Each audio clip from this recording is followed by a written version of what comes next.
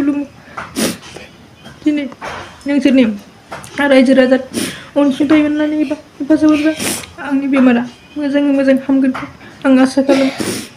दिनै बेयावनो आंनि सिबिनाय आरो खुलुमनायखौ बावहरनाय थाबाय आरो गासिबो इउटुब नायगिरि फेसबुक नायगिरिनिफ्रायबो आंनि खुलुमनाय आरो सिबिनायखौ बावहरनाय थाबाय। दा बाक्सा जिल्लानि सिङाव थानाय आरो आंनि गामिया बर' गामि आरो आंनि मुङा रिंकि गयारि। आं नोंथांमोननो ओरैबायदि बाथ्रा शेयार खालामनो सानदों एबा फोरमायहरनो सानदों दि दा आं ओरैबायदि दा दुखुआव गोलैनानै दं। रायजो राजा नोंथांमोन रायजो राजानि फोरमायनो सानो आं दा हार्टनि प्रब्लेमाव गोलैना दं, हां लानो हायि जानानै दं। ओंखायनो आं रायजो राजानो फोरमायहरनो सानोदि आंनि बेमारा लकडाउननिफ्रायनो जानाय, आं दा बोसोरथामाव गोलैबाय। आं सिगाङो आंनि बेमारा उदैनि प्रब्लेममोन।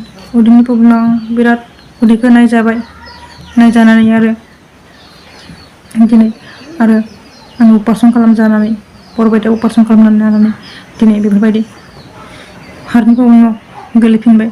रायजो राजा नोंथांमोन दिनै आइ आफाखौ दिनै खावलायनो सानो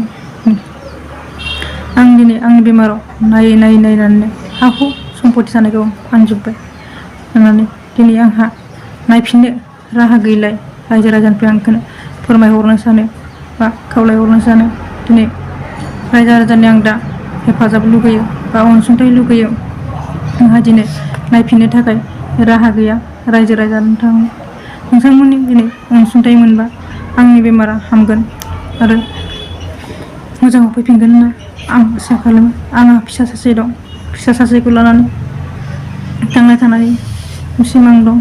रायजो राजा आंखौ नोंथांमोना आइ आफा बर' समाज गासिबो इउटुब नायगिरि फेसबुक नायगिरिया आंखौ दिनै अनसायगोन एबा हेफाजाब खालामगोन होननानै दिनै गासिबो बर' रायजो राजानिफ्राय खावलायनो सानो। दिनै आंहा दिनै आखायाव डक्टराव देखायफिननाय रां गैया जानायखाय रायजो राजानि आं दिनै हेफाजाब एबा अनसुंथाइ मोनो आं दिनै खावलायो। दिनै आंहा फिसा सासेनि मोखांखौ नायनानै रायजो राजाया आंखौ अनहरदों बा अनसुंथाइ होदों होननानै बुंदों। रायजो राजा गासैबो बर' समाजनि खावलायसिनो गासैखौ नायनानै गासिबो रायजो राजाया आंखौ मदद खालामगोन बा हेफाजाब खालामगोन होननानै आसा खालामो। दिनै आंहा फिसा सासे दं, फिसा सासेखौ लानानै थांना थानायनि मिजिं दं। रायजो राजा नोंथां दिनै आखाइ खबजबनानै खुलुमो।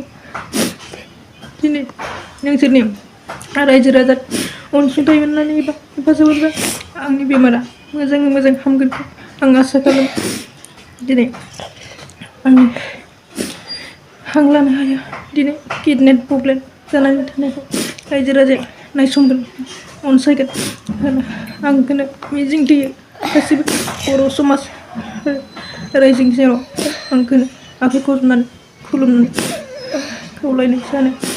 रायजो राजा नोंथां दिनै आं बेसेबा दुखु दाहा खैफोदाव गोग्लैनायखौ आंखौ अनसुंथाइ होदो, हेफाजाब होदो। गासिबो बर' समाजनि सेराव आंखौनो आंखौनो खावलायनानै दोननाय जायो। आंहा फिसा सासेखौ लानानै थांनानै थानाय मिजिं दं, सिमां दं।